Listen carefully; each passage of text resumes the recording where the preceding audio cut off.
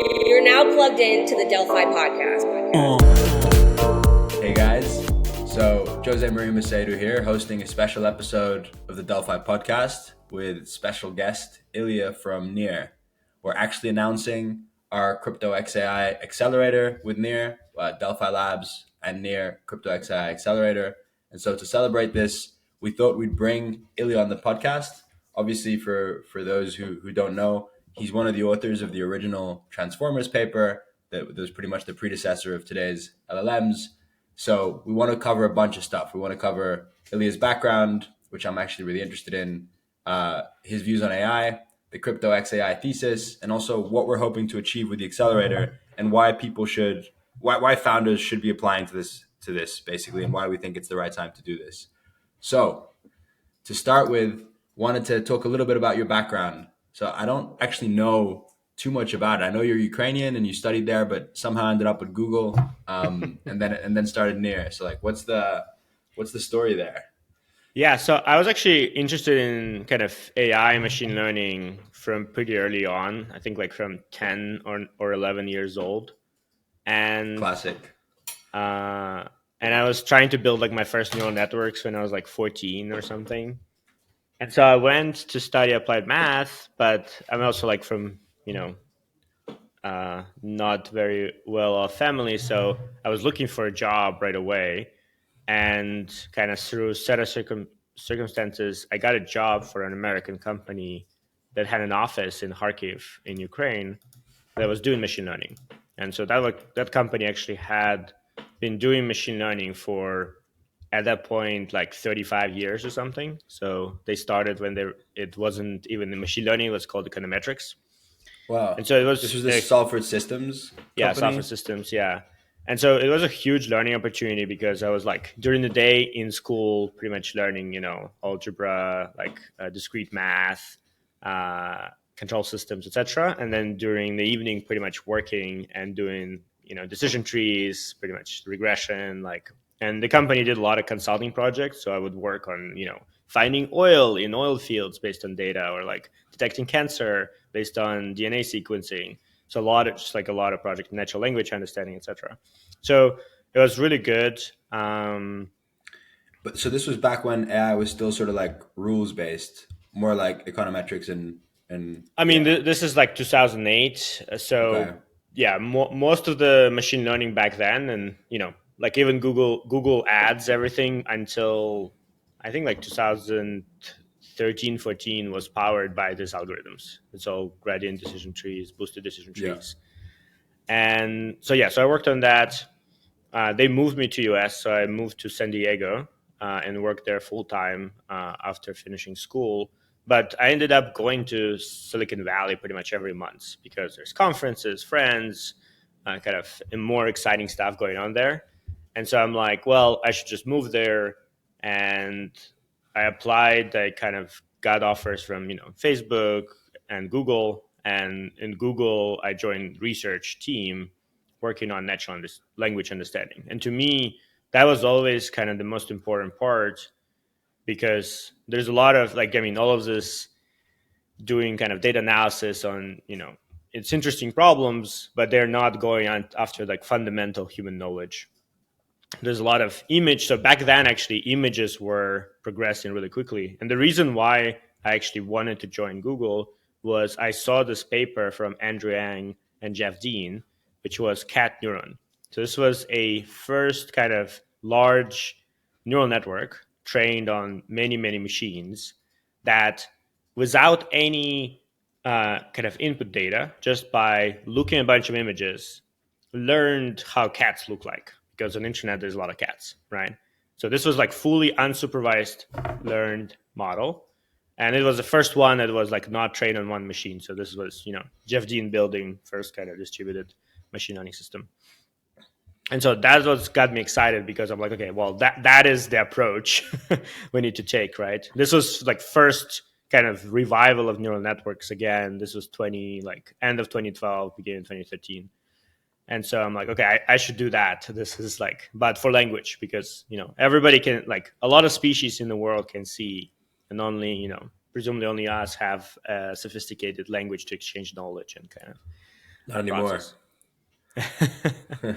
And so for me, it was always, like how do we take all of this knowledge we have on the internet, and how do we kind of be able to answer questions and be able to like teach machines to answer questions. And so that's why I worked on a team doing question answering, and obviously like there's a lot of auxiliary tasks like machine translation, others. Interesting. And so, at what point did you then co-author the Transformers paper? Like, how many years had you been at Google? And can you maybe talk a little bit about why that's such a big deal? Like, for people who don't know. Yeah, so when I joined, we pretty much there's a progression of like tools we used, right? So we still were using kind of previous frameworks for these neural networks. They didn't work very well. They were designed for images, and when TensorFlow was coming out, I actually started contributing a lot because like, okay, we're gonna use this new framework and we're gonna shape it to work for us. And so I was one of the big contributors for TensorFlow, which is a machine learning framework that Google released back in I think 2015. And what we were doing back then is so-called kind of long short-term memory neural networks, right? LSTMs.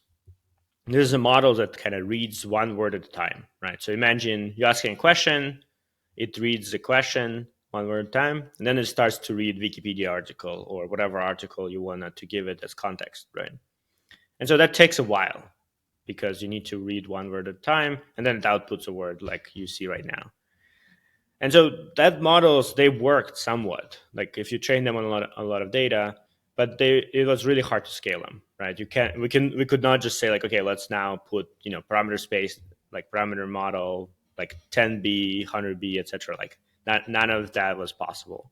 The challenge we always faced is this, like we couldn't launch that in any production because just with like the latency until it was able to answer anything was too slow. And so what we end up doing, and we actually launched that on google.com, is a model that would look just at kind of jumble of words in paragraphs and try to answer questions based on that. Like, is this paragraph relevant to answering the question?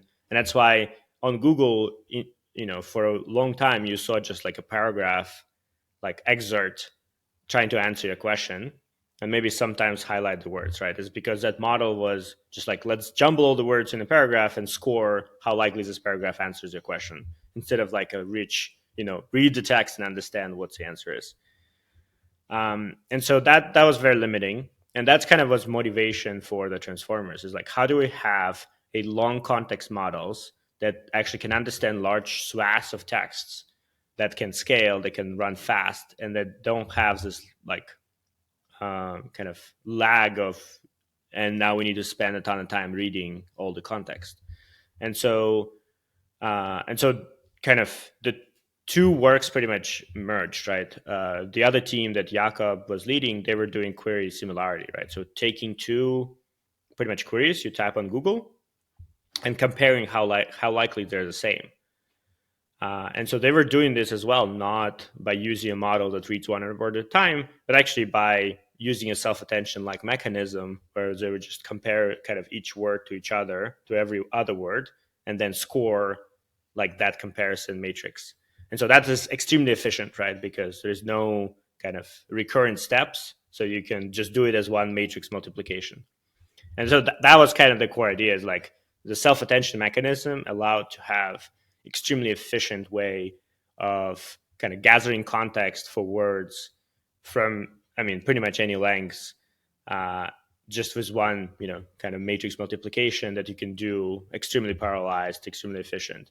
And so you can think of transformers as model that takes, potentially a book of text, right, and reads every word at the same time, right? Every word is going into the machine at the same time. It's not like us, read one page at a time. It reads the whole thing, makes all the connections in parallel, and then is able to answer any question, summarize or whatever after that, right? And that is kind of the power. It's like we going away from kind of how humans work and actually optimizing for the hardware we have, which is extremely parallelizable hardware. And what kind of when this paper got published, Ilya Sutskever then in OpenAI saw this, and he was like, this is solving the problem, right? The long context problem. We're going all in on this. And so he pretty much pivoted the team there to then go and scale this and, train it at, way high quality data, etc. And that's when we saw GPT-2, GPT-3, and ChatGPT, right? And they did an amazing job kind of putting it all together into like a really powerful system. That's cool. And out of curiosity, how was it working with like Jeff Dean and some of those AI OGs, I guess, at Google? Yeah. I mean, it's obviously really cool, right? I mean, everybody's a person. We know that. Same in crypto, right? So I think it's not like I'm generally not idolizing anyone, but I mean, obviously, Jeff Dean both extremely intelligent and has like so much context on kind of all the tooling Google built and all the things. So it was always kind of. I mean, I didn't work that much with him closely, but a few interactions we had always were exciting. And from your perspective, I'm curious, like Google having given birth to the Transformers paper, which is, I guess, the foundational architecture behind LLMs. Why didn't Google build ChatGPT first, in your view? I mean, so internally there was a bunch of these, right? They just here's kind of the mindset here, right? Like you sit in research, you build something like ChatGPT, right? And it's like it runs on your computer, you can talk to it, etc. I mean, there was a guy who got fired thinking that AI got sentient, right? Like they had the chat. This is ChatGPT internally, pretty much. They just didn't release it as a product, and so that's where the whole innovator dilemma comes in. As Google releasing a product that you don't know is going to be like $1 billion business is really hard, because you're extending your surface, and if it's not $1 billion, it's not worth it. Like literally not worth it. And then for any startup, as we know, right, you don't know right away how to get it to become $1 billion business, right? It's a lot of pivots and refining to get there. So that's why Google, for Google, it's easier to acquire already $1 billion business and turn it to a $100 billion than to launch a novel $1 billion business. Even if people internally can build it, no problem, right? That's kind of the challenge. And the reason why I left was because I wanted to use now this transformers to apply to so-called program synthesis, right? Teaching machines to code. Because I believed, and we see it now, that the programming itself is going to change now that we have more advanced AI tooling, and we don't need to now write code. We can just tell machines what to do in natural language, and they'll figure out what code to write. Now, that requires a product, because you want to loop. You want people to, write code. You see what doesn't work, etc. Like we see this with Cursor. We see this with some other products, right? GitHub Copilot. And like I would, I pretty much didn't expect that Google would be able to release something like this, because it's not like immediately obvious that it's $1 billion business. And so it would be easier to build a startup and then figure out if it makes sense as part of a bigger product suite. Okay, interesting. So that gets us. Yeah, I wonder if it was also because they were worried it would eat into search somehow, because Google did release a bunch of products like Gmail and a bunch of other. I guess Maps. But that was earlier. That's yeah. So we had much earlier, I guess. Yeah, I mean, internally Google had a search fully powered by neural network. Like it's not like, I mean, a small team of people can build that. Like it's not hard. I mean, when you have all the Google data already there, it's not hard to build that. So it's more. There's also a cost component, right? If you think of like, oh, we need to scale it to like billion users right away, hammering it, like it's just very expensive. So I think the other part was, even after ChatGPT like first release, I've talked with people. It was still a cost question, and I think as these models got faster and cheaper, we saw kind of more willingness to do it. But you realize also like there's LTV per user, and it's way lower than what you pay to ChatGPT right now. It's way lower than $20 on average, and so you could not just and OpenAI is losing money, so like you could not afford just going and like giving everyone like full access to this. Like you need somehow to optimize that. So there, I mean, there's a lot of pieces that kind of come into this. Okay. But And yeah. then when you left Google, did you leave straight away to start Near? And what was the like original idea behind Near? Because it wasn't quite what it is now, right? Yeah, so we had a quick actually detour. We were trying to build a predictive assistant, and I think it's actually getting more relevant now as well.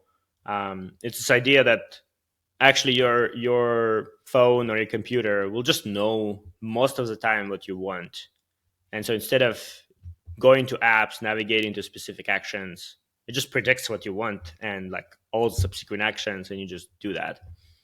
Uh, the problem was like back then, yeah, we didn't have like as rich semantic context as we can have now, and also we were targeting people in Silicon Valley. And I'm sorry, but there's kind of everybody's workaholic there, so there's not much things to predict. Like people are just going from home to work, and out of Email, 100, like we had 100 Uber. alpha tests, yeah, like one person went to movies in like 2 weeks out of 100. So there was not like much variety. But so we started near AI with this idea of how do we teach machines to code? How do we transform how you interact with computing in such a way that if you want to do data analytics, if you want to build your own front end over some data, if you want to build a mobile app, right, you will be able to just tell how it should work, and it will just write all the code for you. And again, this was end of 17, beginning of 2018. So these models were still starting up, I would say. We definitely did not have like massive scale to train them on. So um, we were trying to actually get a better data. So we did um, have hundreds of students around the world, right? This is China, Eastern Europe, Southeast Asia, who would do small tasks for us. Mostly, like we found coding, like students from computer science departments who would do, describe the code for us, or write code for descriptions. And we actually faced, this problem that like actually paying all of them was really complicated, right? PayPal didn't work in some countries. TransferWise doesn't work in some countries. Some students don't have bank accounts, and so we started looking at crypto as more like just using it for our own need. We're like, hey, can we just use crypto to pay people, like plug it in on the back end and just move on? And the answer was, well, we actually were paying less than fees were back in the day. And back in the day, they were lower than now. So Ethereum and Bitcoin fees were just like way too high for kind of microtransactions we were doing. And the experience was just like so atrocious, right? That kind of explaining to someone, here's a 20-step process how you get onboarded, and you, by the way, need to buy some crypto first if you want to work here. Before receiving any money, you need to buy something first. That's like seemed like so out of place, right? And so that's how we kind of, as we were doing our research, right, and we explored different blockchains, we're like, well, none of it actually satisfies what we would expect to be a blockchain we would want to build on. And kind of we talked with other folks, and we're like, well, we can actually build the blockchain we want, which is, really fast performant, easy to use, easy to develop on.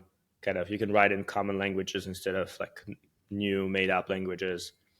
And that's kind of how near blockchain started, was pretty much kind of this exploration of like, oh, we can actually use a blockchain for our own use case. Actually, there's no blockchain to use. Okay, we'll build a blockchain that we would want to use.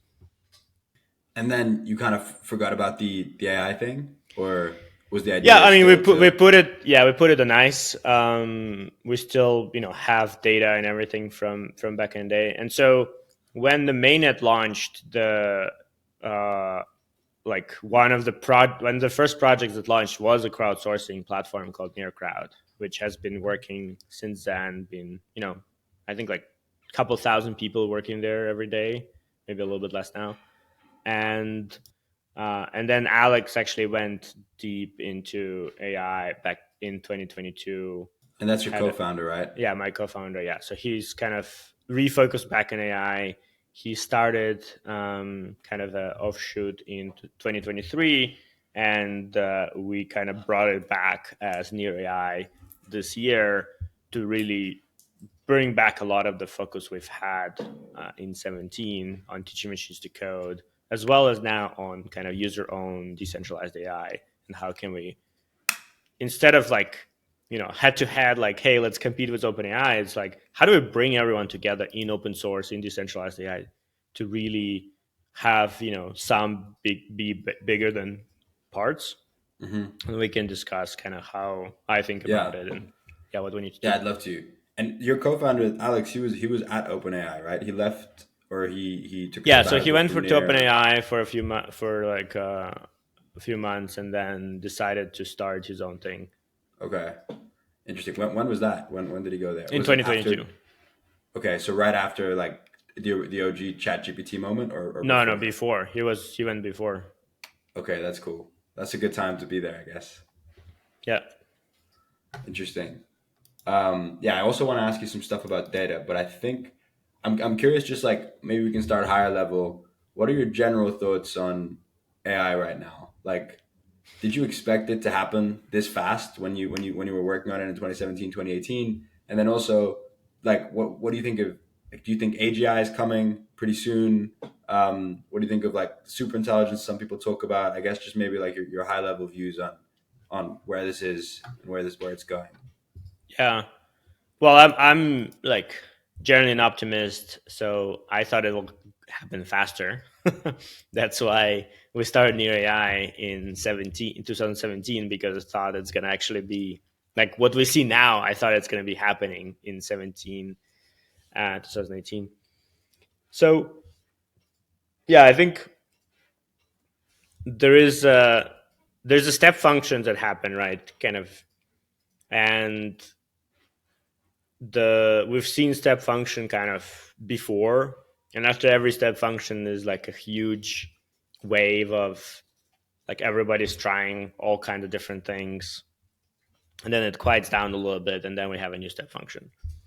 Now I think this wave is just way bigger, and so what we see now is just like the quieting down is still way higher than it was. Like, if you think in waves, right, the quiet down is just way higher than it was before.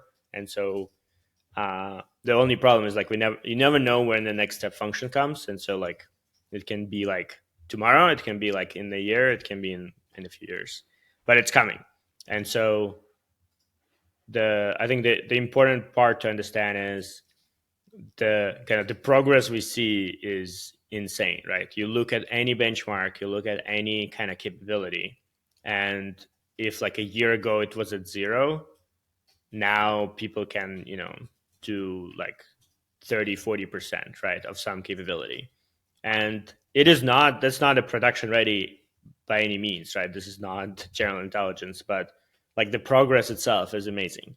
So I think and my definition, by the way, of AGI is an ability to do any, let's say, digital skill better than the best human adds that digital skill, right? So, because right now, like the current model is already pretty good, better than average at being average at everything, right? And partially that's because they trained on to become an average of every human in the world, right?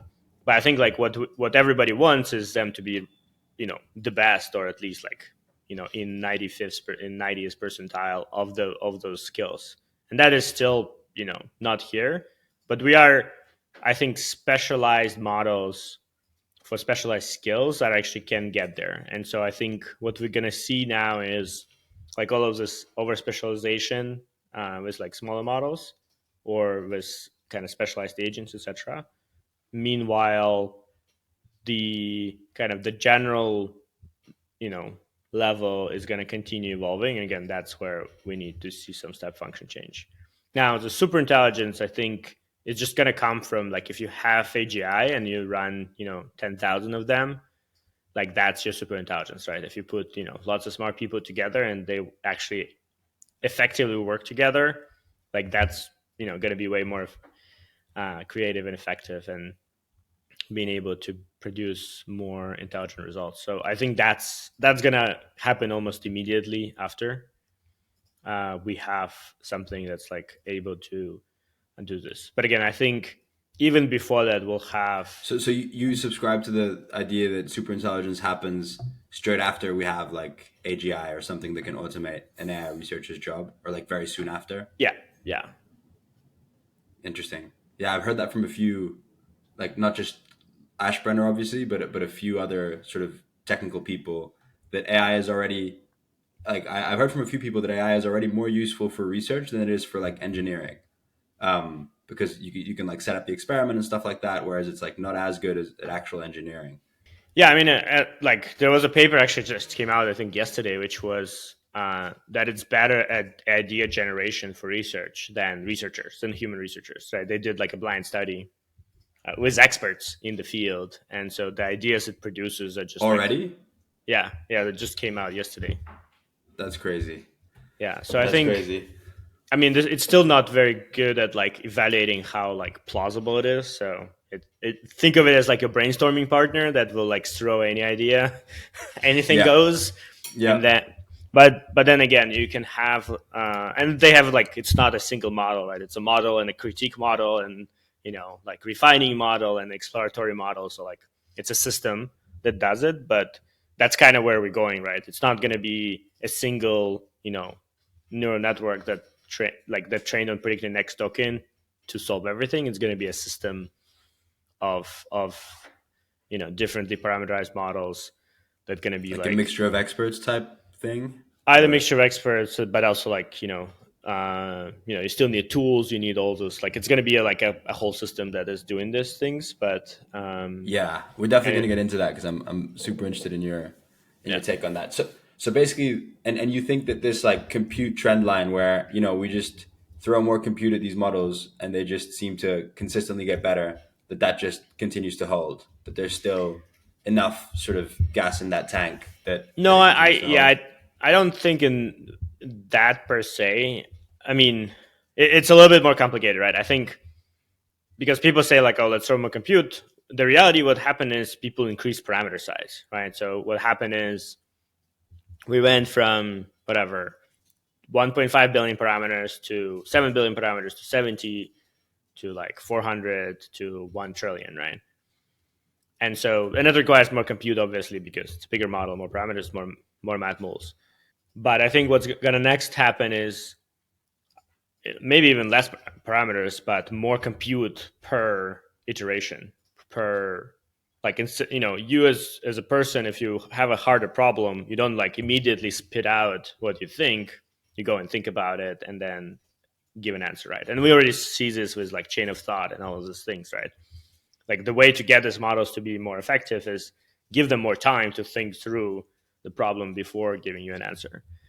And I'm expecting more of that. Is like it's not going to be that like let's just throw more parameters at it. It's going to be more let's give it more compute per iteration. There's a interesting paper that literally introduces chain of thought directly into training mode, right? So normally chain of thought right now is kind of like when you're ready to train the model, you say like, hey, explain your thinking step by step.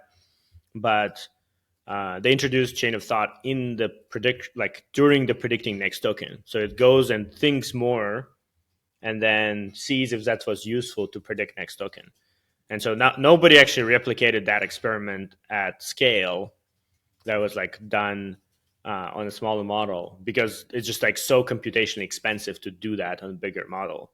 But that is an example of like you can actually have way more potentially kind of intelligent model because it actually thinks before talking.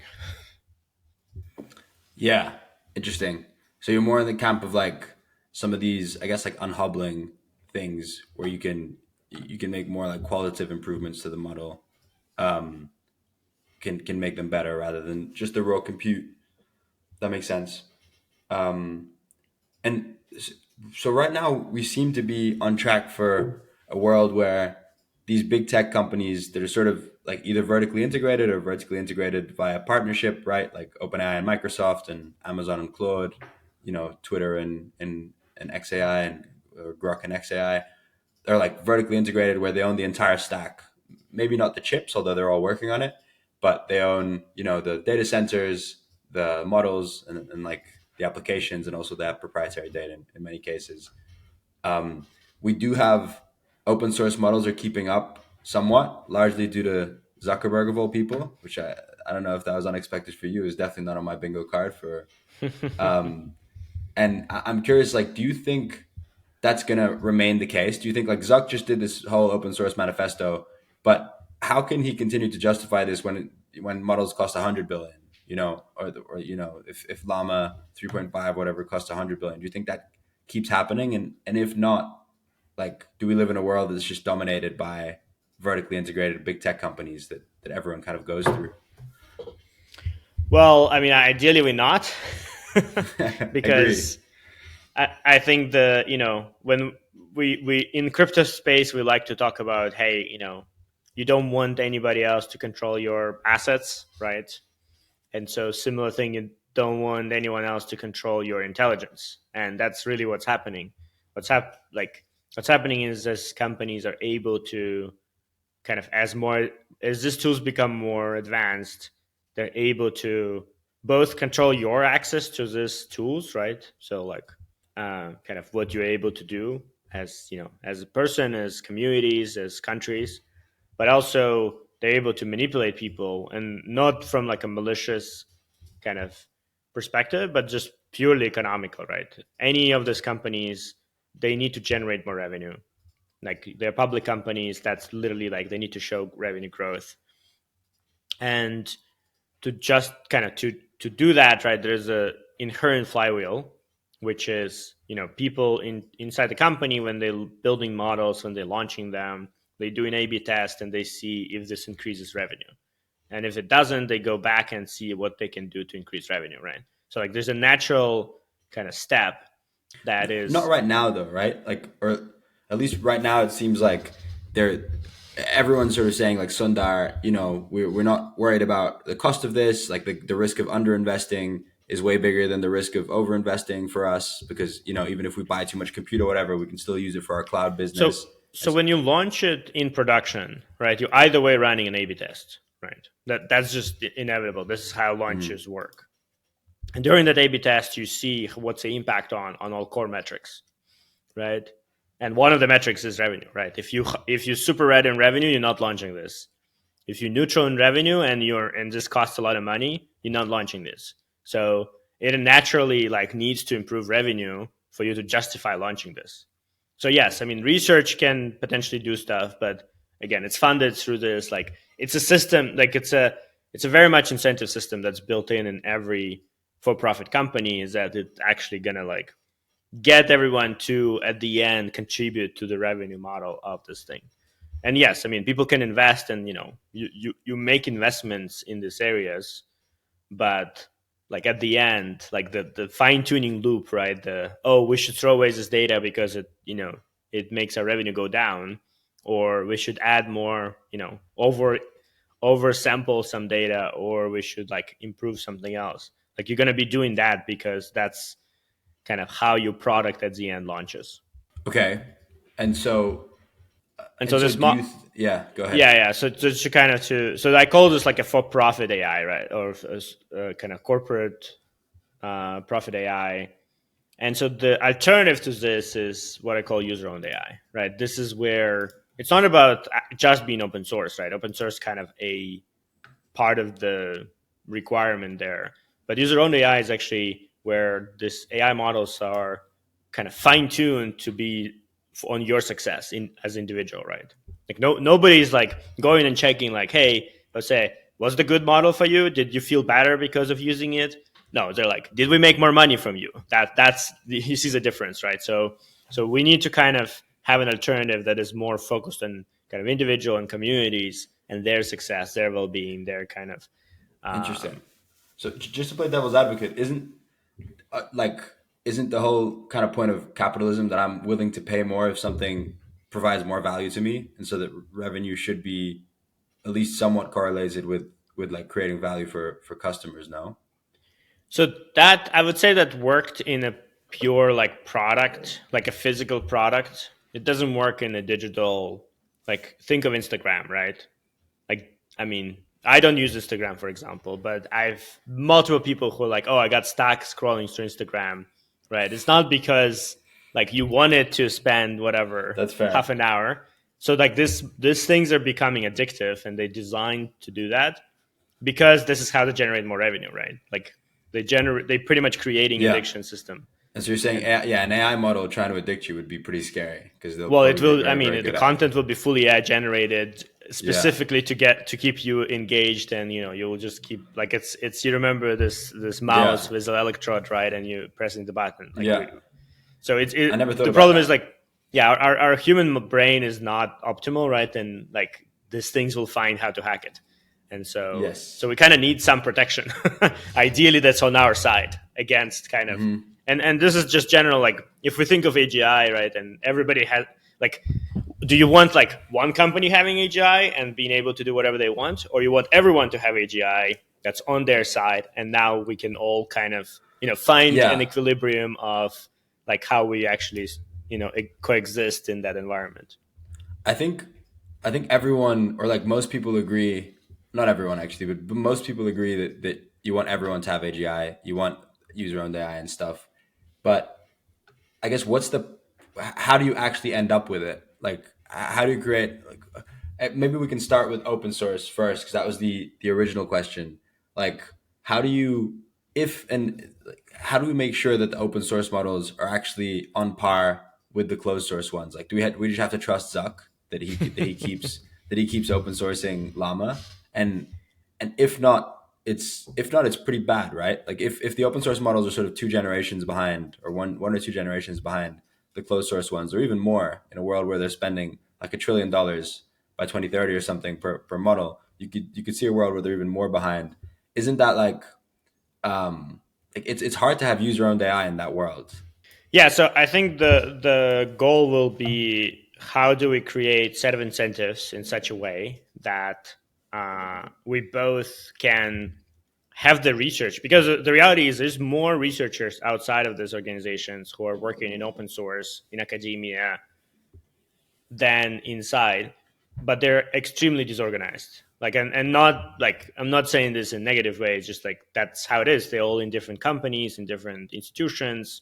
They don't work on the same code base. Compare this: you work in a DeepMind or Google or OpenAI. You're in the same code base. Like you literally like there's one code base that everybody contributes to. Somebody figures something out. You're already using it tomorrow, right? Versus in right now in open source, somebody figures something out, you wait for a preprint on archive, you read it, you go to their GitHub, you're like, I don't understand this code. And so maybe somebody like can explain it to me. You're trying to find the author. Like it's a like the process is so much slower. So I think there's like fundamentally few pieces that needs to happen. First of all, we need a better kind of place for open source research to happen where we actually learning from each other and able to reuse each other's kind of components and pieces. And this is again both open source research as well as kind of Web3 AI research as well that is happening and very active.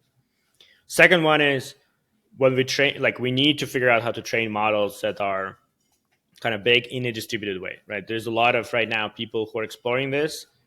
And obviously, like incentives will be one of the components, right? We can align incentives of a lot of different entities to really train together. The problem is right now is mostly technical, right? Like how do you do it without sending lots of data, like the bandwidth requirements that current training procedures have? I think there's potentially like a combination of both algorithmic changes to the model and kind of optimization, like changing how we're optimizing parameters, etc., like how we're accumulating gradients, etc. Like combination of those things put together potentially can start getting us there. You probably want, if you're doing it that way, you may want to have the the model itself to be like distributed, so no single party can pretty much use it unless the whole kind of network is participating. Now, that's aside for like frontier. The thing is, like frontier models are not actually that useful because they're too expensive to run. And so a lot of the for practical use, people then distill to a smaller model that's specialized on specific skills, right? And so those are we actually can get in open source way more effectively because because because open source, it's so much easier to actually like do a lot of things with it. And so I think there we'll see just like explosion of kind of AI agents and capabilities that happening Can you there. explain distillation, like how you Yeah, distill a smaller model from a bigger one? Because I think that's like a really important thing. yeah. So I mean, the way to think about it, right?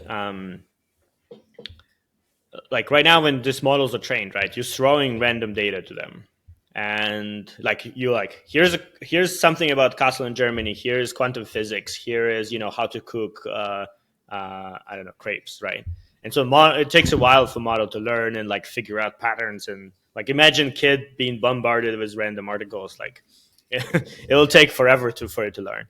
Now, what distillation does is actually you pretty much take a bigger model that's already learned everything, and you use it to generate data that is now used by a smaller model. So it's kind of synthetic data, but importantly, instead of just generating words, you generate distributions. And so that's a very important part because, again, right now, when I give you an article and I ask you to predict next word, there can be multiple options, right? It can be like um, variety of words that have similar meaning, but you're getting punished if you say similar word, right? You only need to get it correctly. And so what this distillation process does is allows this model to actually indeed output that there's multiple options and kind of not get penalized. And so you get a lot stronger learning signal. So you need less data to learn, and so you can train smaller models pretty much more effectively. And so we see this with like 3.1 Llama is like the same size model, but it's like way better because it was distilled from the 400B model. And I mean, there's a And lot of so other tricks as well, but that's the to, principle. for a layman, I guess to you can basically use a bigger model To to teach the smaller train model, yeah, to teach the smaller model, yeah, and you don't need to know, you don't need the larger model to be. Do you need the larger model to be open source for this to work, for distillation to well, work, or if can you you want to just distill, yes, okay? yeah. So you couldn't, you otherwise you'd have to pay for Well, like for inference inference, basically. yeah, yeah, Yeah. and yeah, so some people done it originally, right? There was Alpaca, I think, where they source data from ChatGPT from GPT-4. The problem is it also violates their terms and conditions of Okay. OpenAI. Pretty much says you cannot use their stuff for training other models Okay. because OpenAI. Yes. Yeah. Okay. So for the distillation to work, you still need the open source to keep up, right? And for that, you need yeah. I Yeah, so you mean, need that's what I'm saying. You need a frontier model that is trained um, by a collective, and so we need to figure yes. that out. Yeah.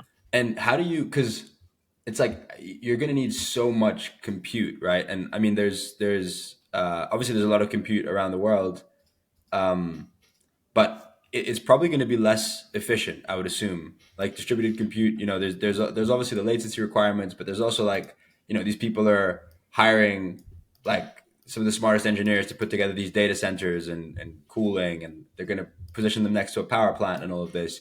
So like, is the delta going to be like if you need $1 trillion worth of compute to train a frontier model in a centralized way, that you need like 1.5 trillion or 2 trillion to train it in a distributed way, or do you see it?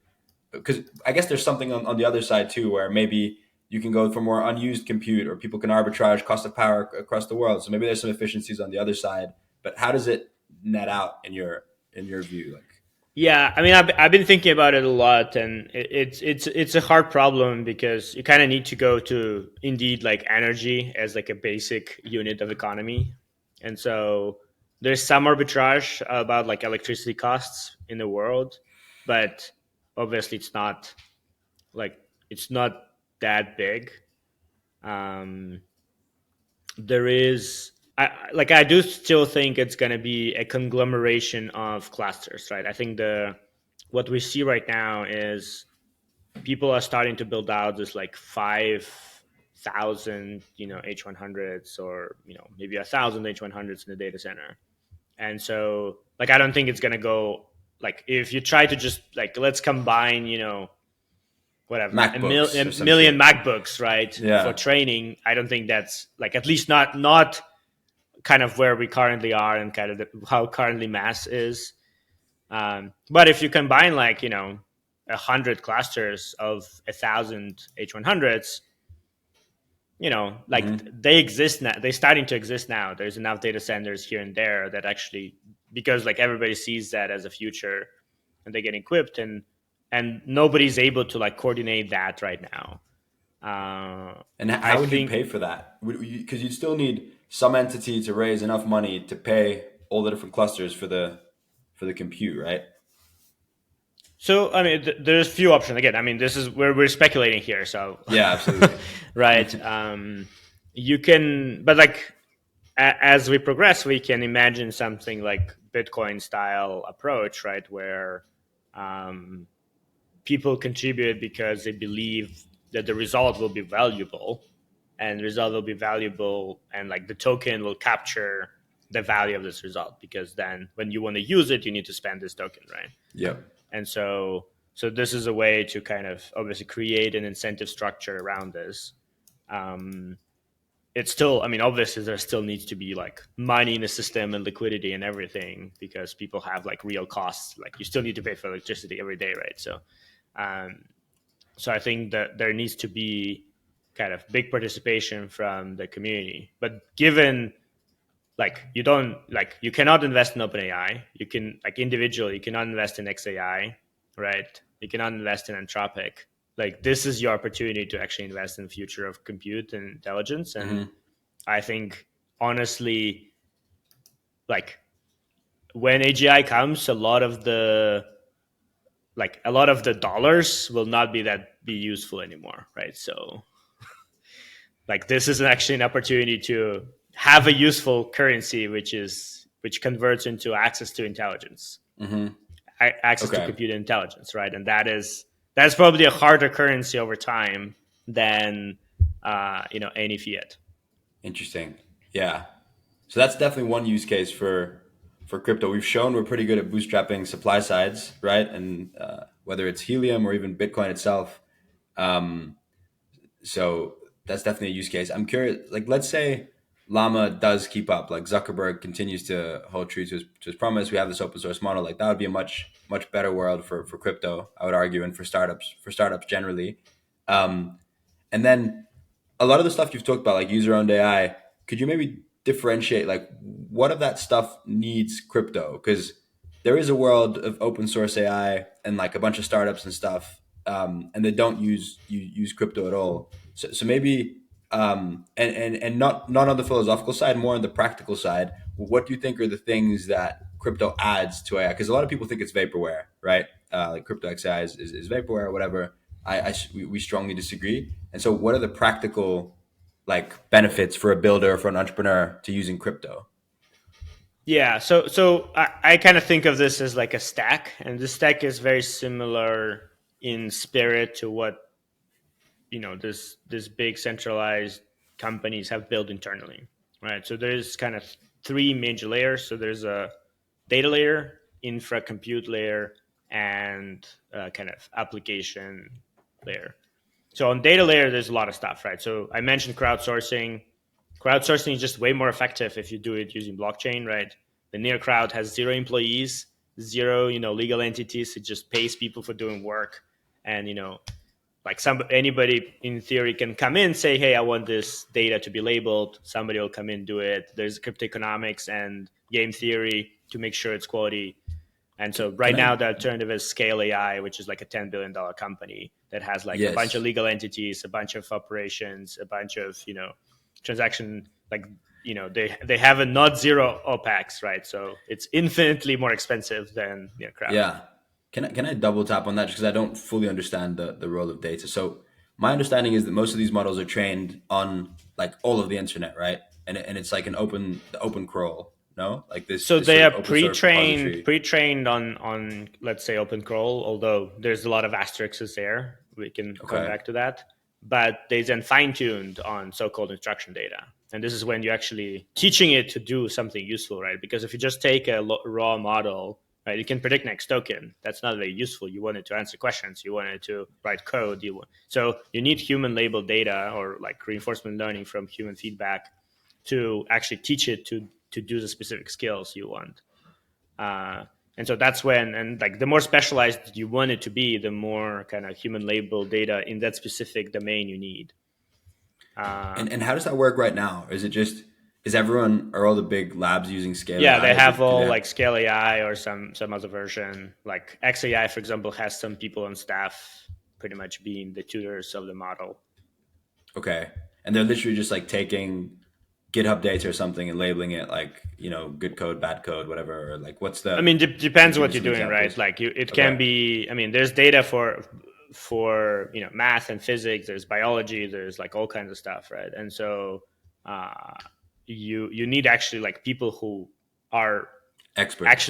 actually know this stuff, right? So like we went from before we would label data that was like, here's an image, what is in an image.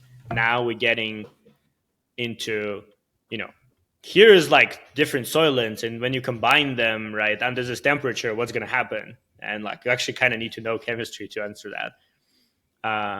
So That's really right interesting. now they all using like some form of service or hiring directly themselves.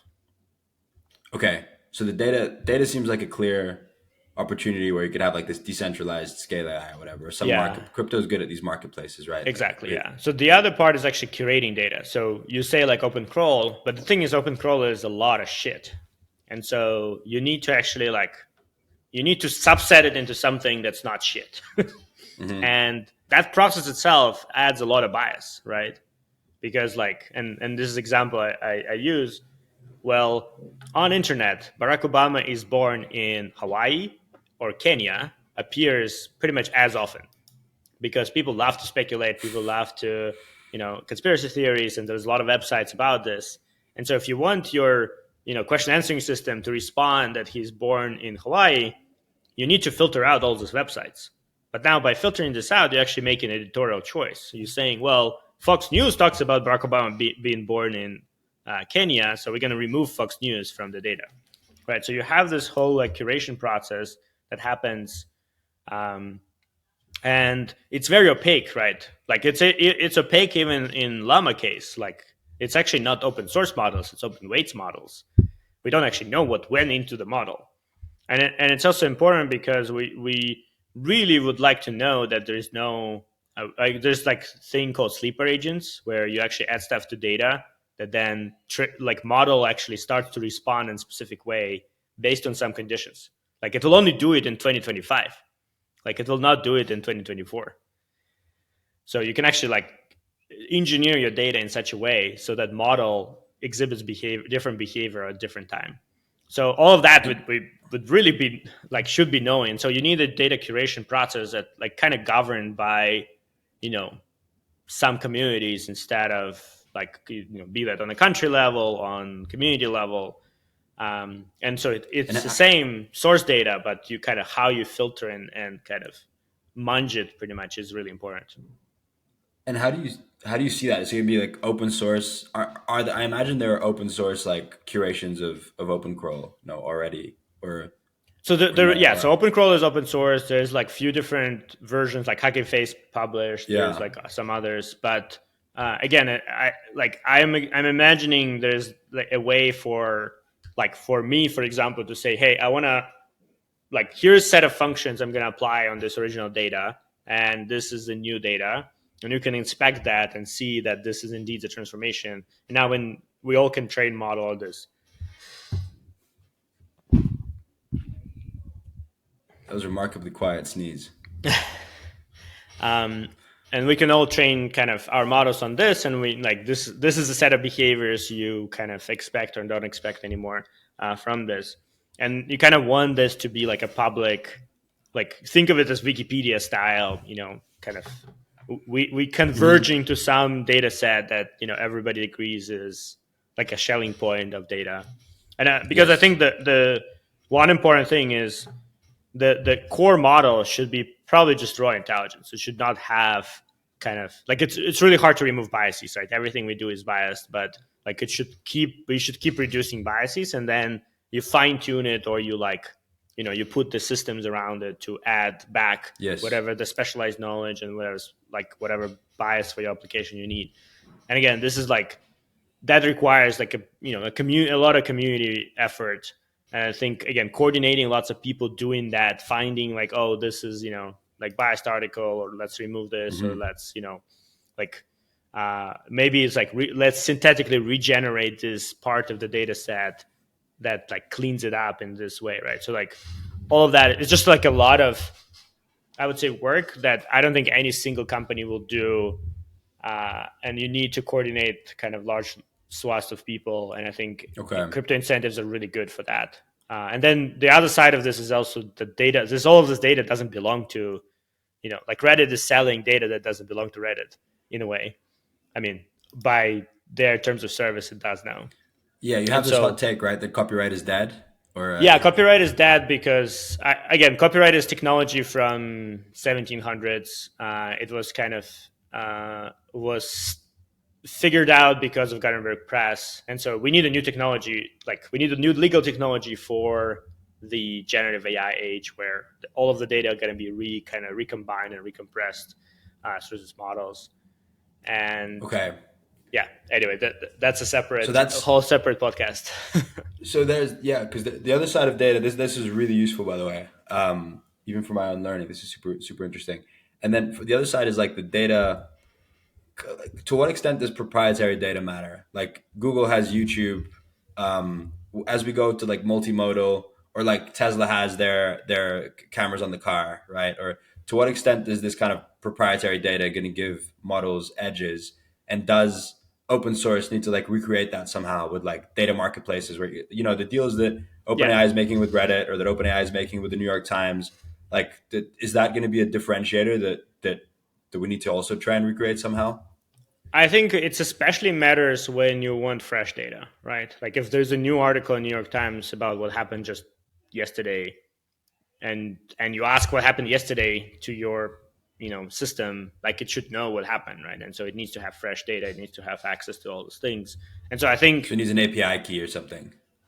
yeah, but API key, I mean, first of all, like all of them are starting to add like provisions that potentially don't allow this. But so I think there will be an important, there's already an important thing is like, are you publishing your content? Like a lot of it is starting to become user generated content. Are you publishing it on centralized platform and giving up all your permissions to somebody else?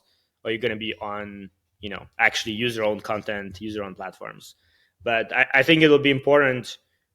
I don't think like some things as important as others, but the novelness and freshness is extremely important. And I think like from a product perspective, like I think ChatGPT, as it gotten some of this data refreshed, like people start like, because people like, oh, it doesn't know about this, it doesn't know about that, and it's like as they kind of added some of this fresh data, like it improved pretty dramatically. So I think those will be Okay. extremely important. Again, it's like So imagine you have like the smartest person in the world, but they don't know anything about what happened in the last 2 years. Like they literally were in the yes. bunker, and you're like asking them questions, and they will kind of not being able to Yeah, for answer, sure. like because they don't have context.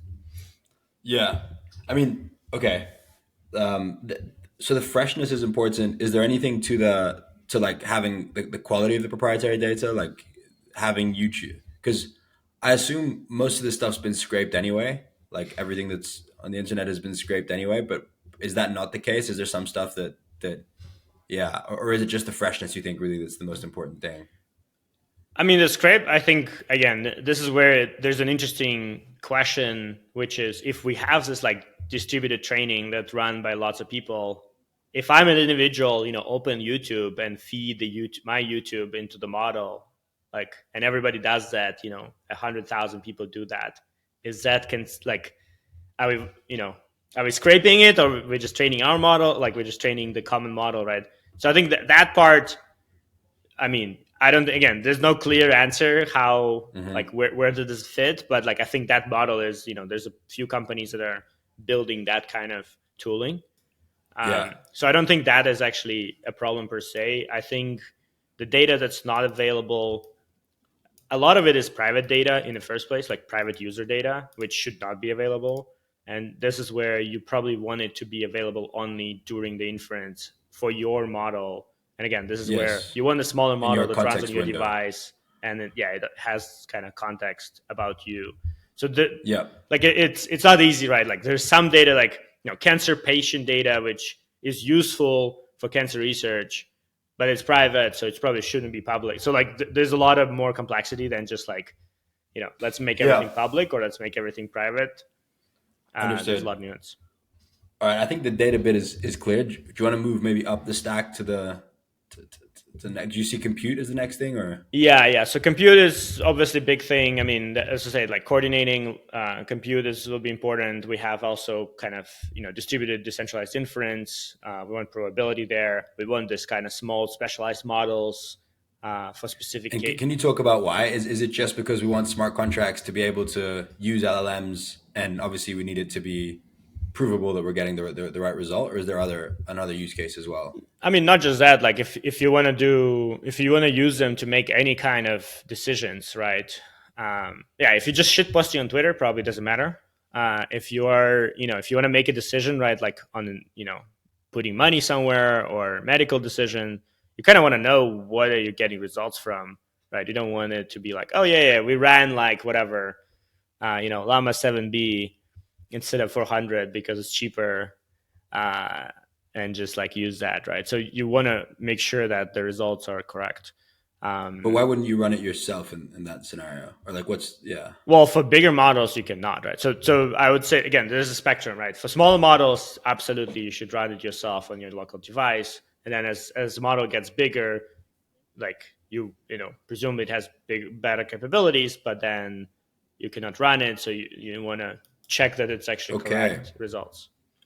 So you see a world where even like the OpenAI or models will have like a provability thing where for some use cases you'll require them to like actually prove that they ran on the latest model. Well, ideally, yes, but I think the problem is with that case, like to prove it, you need to prove it towards something. So you need to have the weights open so that we can prove that, Yeah. like that it's indeed was run by this weights. So I think it's more applicable to open source, open weights. But again, I mean, and this is like it's important to understand this is it's a usage of cryptography, not per se Crypto crypto. currency. But crypto is what allows to build some of the systems, right, efficiently if you want to have like a large inference networks, and coordinate them to have your provable compute. Because like if you're building a centralized provider, indeed there's no reason to provide provable compute because you're already trusting the centralized provider. So you kind of, if you have provable compute, then you can build a distributed network of independent parties, because then you don't need to trust any single one of them. And then I think the other really big side of this is, so model itself is, powerful, but like even more powerful is kind of this agent, right? Agent is something that uses model and can have memory, can have, external data, can act, can do tools, etc. And agents are effectively kind of, I call them like, semantic APIs, and they need to get paid, they need to pay for things, and it's very effective to use kind of crypto payments and ability to kind of coordinate money through crypto for agents, because, well, a lot of it will be micropayments. Theirs themselves kind of digital, right? And so like they don't have KYC, they don't have any of the systems. These agents can also be fully autonomous, right? You can actually run one like fully autonomous. It can be a smart contract. It can be like a service, kind of distributed service.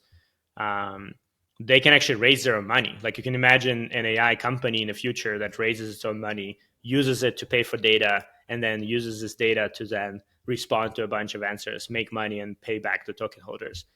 And this is actually, it would be interesting because will be a security token, but it's not run by any person or company. It's fully autonomous AI agent. So it will be interesting how SEC Good will luck be subpoenaing. dealing with that. Yeah, exactly. Yeah. It's fully That's open source. Like you can literally run the whole thing if you want. But anyway, so there's interesting like things like that where, again, because it's like digitally native and like they need digitally native money payments, asset management, fundraising, and all coordination, etc., identity. And so all of that is, blockchain really effectively provides all those tools. Yeah, that's super interesting. That's one that we're pretty excited about. And so this is like at the agent layer, which is kind of above compute. Is that are agents applications, or is it Yeah, this is kind of infrastructure? like sits right under applications, and applications kind of use it. But Yeah. yeah, Okay. And yeah, like because that's like quite a sci-fi world, right? Where agents are, and it's really the only way for them to act autonomously, right? Is to use sort of these crypto rails. exactly. Yeah. Um, okay. Um, is there anything?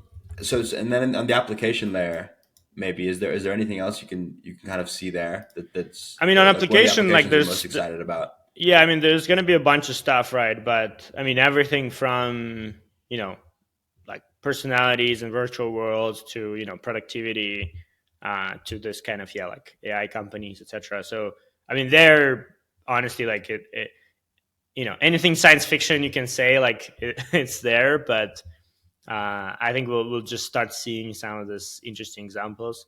Like there's people who are training like a very interesting personality AI agents, right? That like more for entertainment. There's people who are kind of combining multiple agents for workflow automation. We have, for example, agent that builds front ends for blockchain applications, right? You can just describe in English what you want and it builds it, and you can like point and like modify it.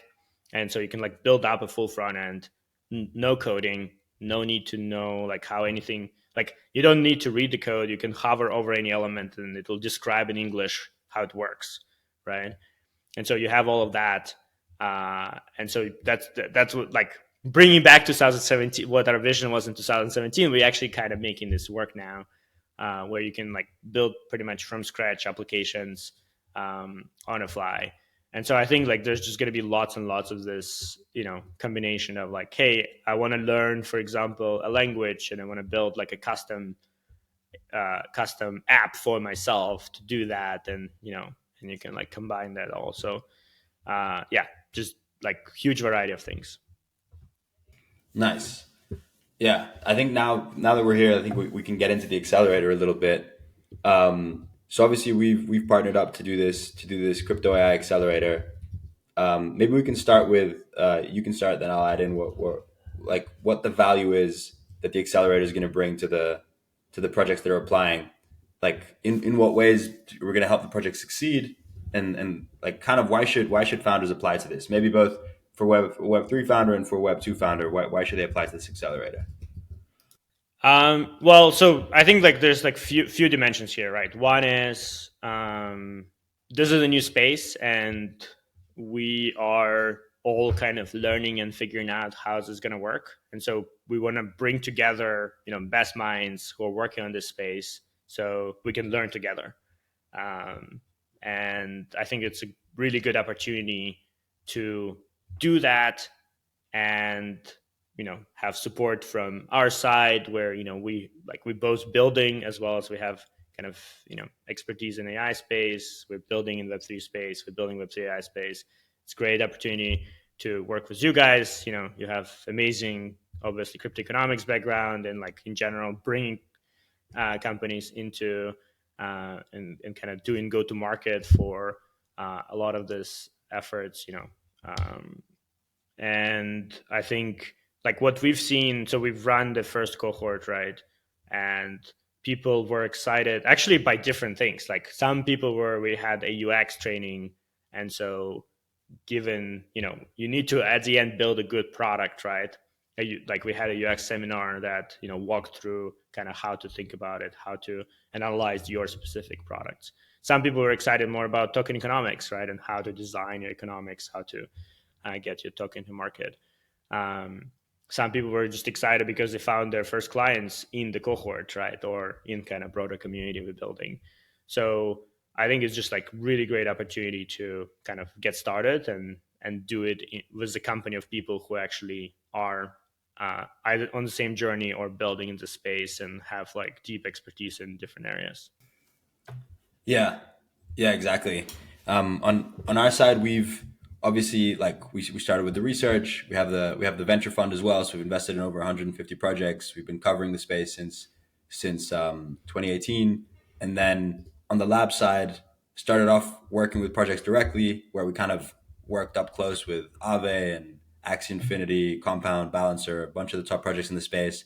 Saw a lot of what went into building, and then at some point decided we wanted to do that ourselves. So started incubating projects, and we've incubated projects with billions of dollars of TVL. We've taken projects live, tokens live, gone through the whole process from start to finish.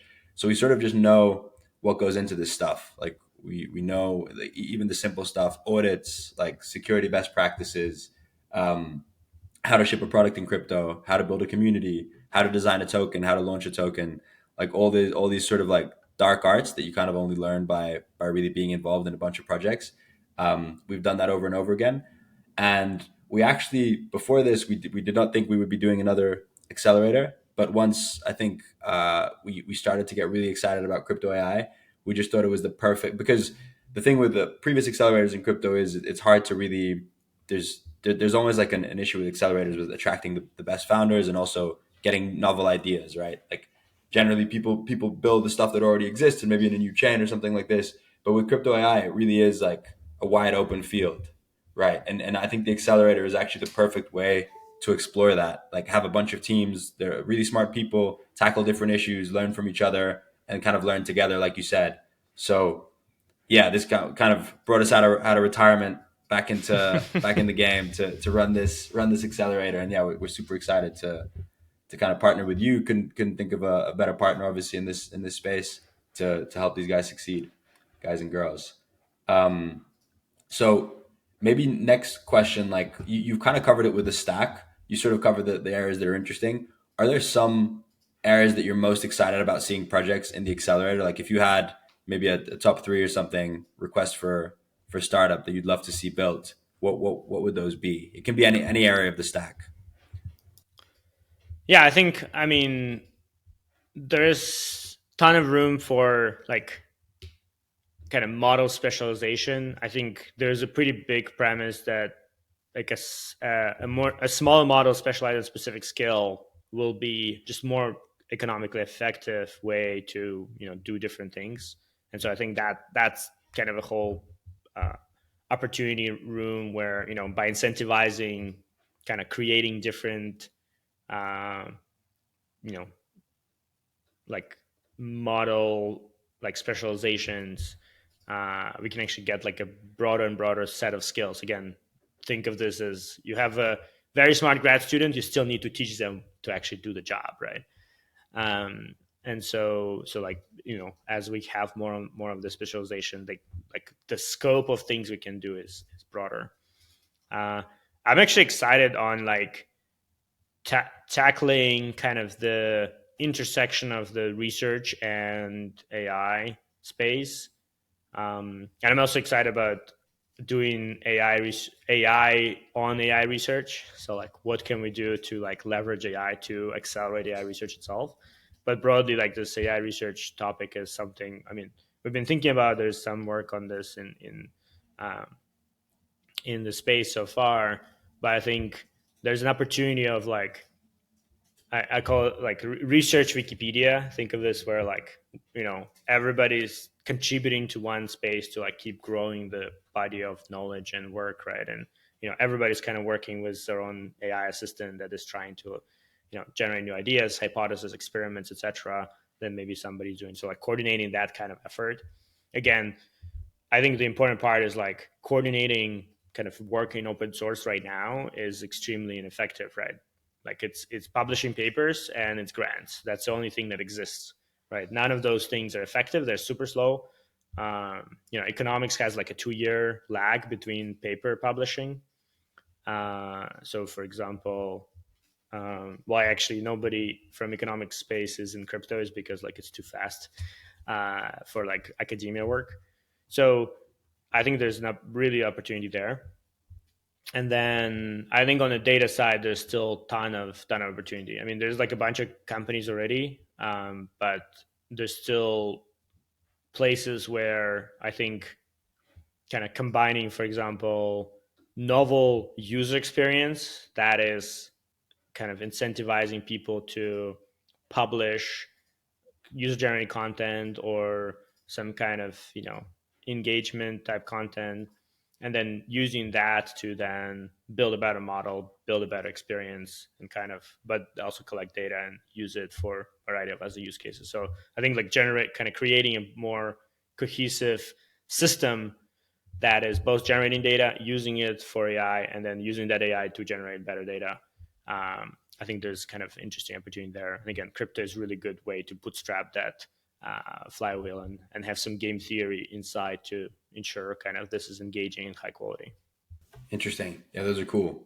And then last few questions I have for you. I'm curious, given everything we've discussed about AI, how do you think about positioning near and I guess like your career generally? Like what are you building and why did you choose to build that? Because I guess you have like pretty broad skill set. You could be building almost anything. Why have you chosen to build what are you building and yeah, why have you chosen to build that? Yeah, I mean, the way I think of it is like we're building a new kind of way to engage with compute, with internet, and with each other, right? Like we call it user-owned internet because we're trying to shift away from this kind of the current state where everything is centralizing behind walled gardens, but actually build it in a more individual and community focus. And then AI is a tool for that. Blockchain is a tool for that. There's other tools as well.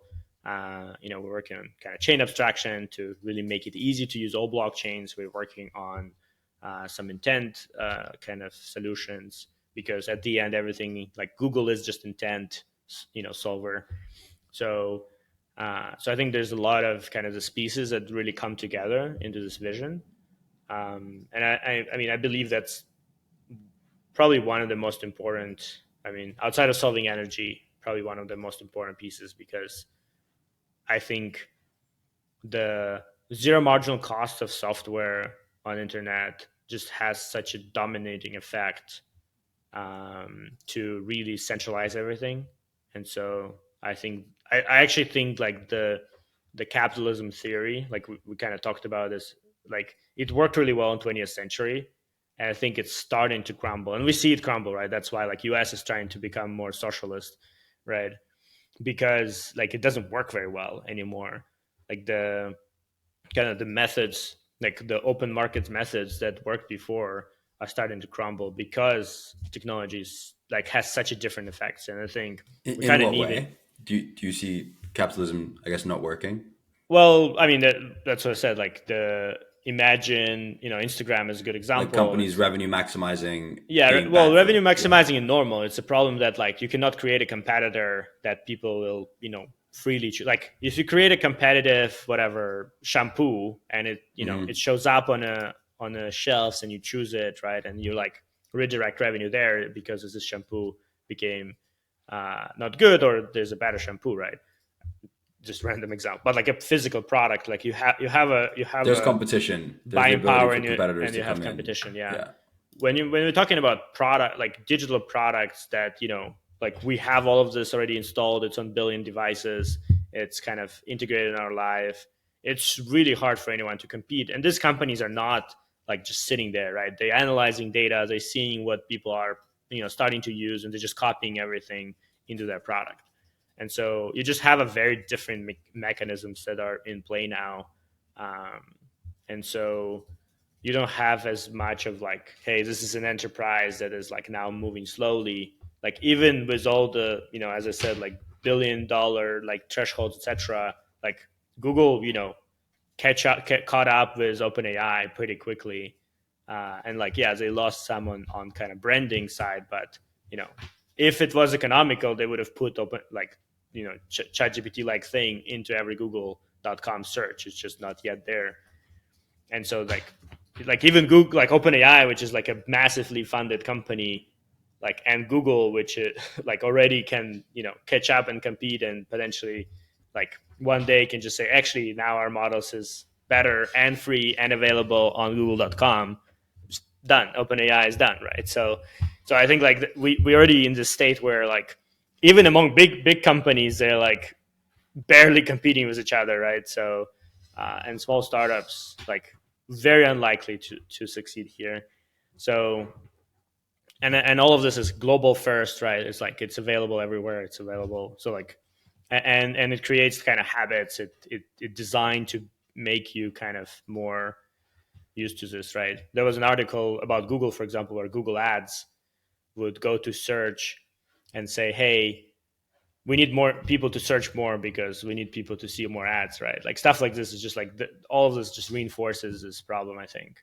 And so, yeah, I think the like I don't have like a full theory on this just yet, but I'm trying to like combine it all. That's why like ideally there will be some economists analyzing this and like actually bringing back all those pieces where I think we just see a transformation of economy from kind of physical goods capitalism to this like digital, like zero marginal cost kind of distribution and owning distribution, owning kind of this relationship to the like user directly, right?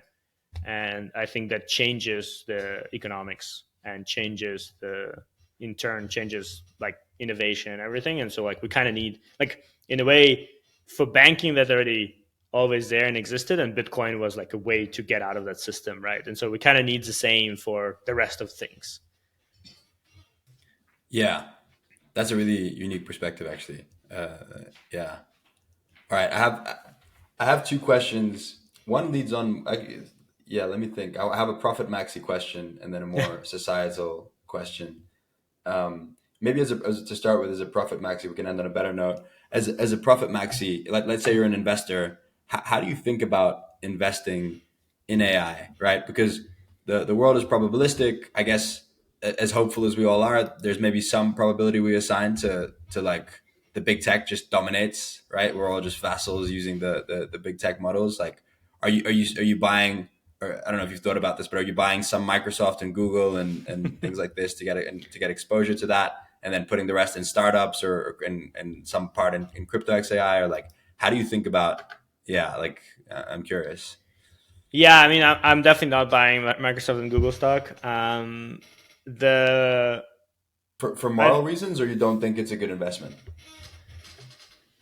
some combination of it. I think. Well, one is I like hedging against yourself is I don't think it's a good idea. Like to like in this kind of thing. Like it's kind of weird if you like if you lose, but then you're still economically fine because it kind of creates a weird incentives. Burn your boats type of thing. Yeah, but I think the more fundamental is like I mean again I think as this technologies mature become more available we're gonna see such a drastic transformation of this social layer that I think like first of all you know if this is going to continue this way and it all converges to like Microsoft or Google or whatever they're gonna get pretty much state owned like there's no way the government will allow just like a company that controls everybody's job and everybody's intelligence to be like roaming free. And so that's why we kind of need everyone to have it so that we don't have like government controlling it. uh, and so from that perspective is also like I don't know how government like if that happens how government will you know is it going to pay shareholders or is it going to just take it, right? um, and so that's why I think I mean startups I just you know like to support founders and you know see how we can work together, etc. Learn from them.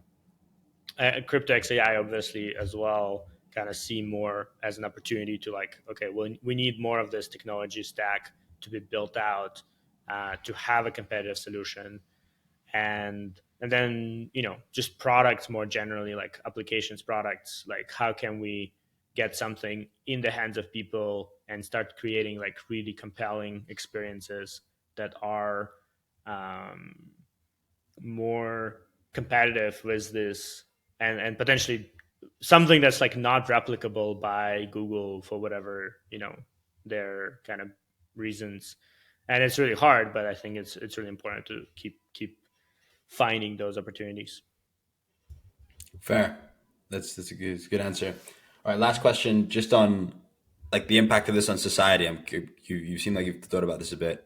Um, like it seems like AI. I don't know. Every technology wave, people say that there's going to be like they're going to take our jobs and stuff. Um, it seems to me like this time is different. I know those are the most dangerous words you can say, but it seems to me this time it will actually take a lot of jobs. I don't know how you think about this, but it almost seems like the Marxist like nightmare, right? Like labor, because the cost of, I mean, AGI takes the cost of cognitive labor to basically the cost of inference, right? To some extent, and then if you have robotics, it takes the cost of even physical labor to just like the cost of power and I guess raw materials that go into it. Um, Everything will be super cheap. I imagine if this is the case, inequality I guess will be like bigger than ever. Like people who own capital, who own these companies that provide these services, will be super rich, and like there is no labor anymore, right? It, like there's still going to be. I think there's always going to be a role for like human coordinators and people with basically taste to coordinate these AIs and have the goal in mind, keep the whole context, and get stuff done. But it doesn't seem like you need that many of those compared to like all the jobs that exist right now. So yeah, is unemployment like just peaked or rather the lowest it's ever been and it's just going to go up from here? Like how do you see the world, this AI transition? Do you think this time is different or? I do think this time is different, and uh, I think I mean, there are going to be like multiple pieces, but that's why I was mentioning that. Like, I think if Google and OpenAI as the only companies, for example, doing that, then government will take over because like they literally this is the tool that everybody else is kind of being turned unemployed.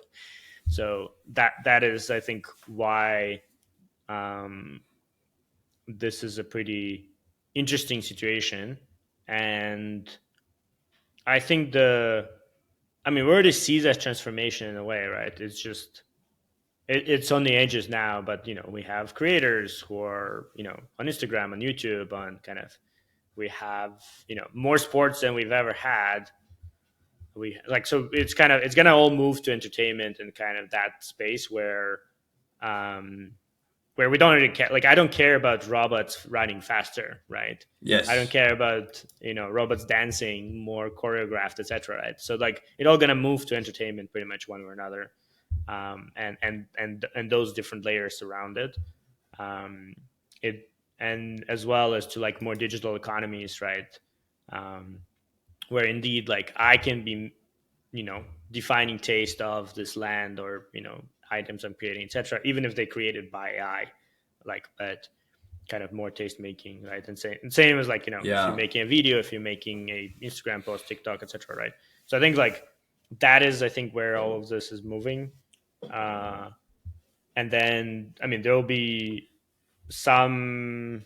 I mean there will need to be some form of I mean, this is where, like, again, I'm trying to reconcile this like economic theory because you mentioned Marx and like, as I said, Hmm. I think capitalism is kind of in an interesting state because of this, and so in a way beckons for socialism, but we also know socialism worked really badly. But actually Yes. analyzing why it worked badly and what worked well in capitalism and kind of how do we combine this and given we have now this AI environment, I think that's where the research needs to happen on kind of like what if Karl Marx lived now? Like Yeah. what would capital look like, right? He'd be upset for sure. Well, I actually don't think he would be upset. I think the kind of fundamental idea that transformation kind of needs and abilities and versus like the capital, like I think that there's something there that like we just need to kind of up level with modern technology and with modern thinking. But yeah, I'm just like Interesting. I'm not there yet, so maybe we'll do a podcast in a year on that or something. Yeah. That's yeah. It's yeah, it's a tough one. The two categories of jobs I kind of see, like having thought about it a bit, is capital allocators and coordinators, like the people who are kind of coordinating the AIs, making decisions, because it's going to be hard. Maybe it's both hard and will take us a while to trust an AI to make a decision like should Meta invest more in AI or in VR, or like should we ban immigration, right? Like these political decisions, or have a cap on immigration. Like these decisions, I think will always be made by humans, and like AIs will produce reports to support them and stuff, but humans will ultimately make them.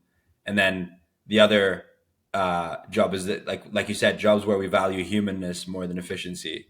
Like sport and entertainment and artists, artisans. Like, yeah, I think those categories of jobs still exist, but the rest is tough to I, tough I to mean, imagine. we actually are planning an experiment of doing an AI delegate in our DAO. So let's see if the That's decision cool. making by AI is. I mean, like people should be able to have input into it, but I actually think decision making itself may be better done by AI as well.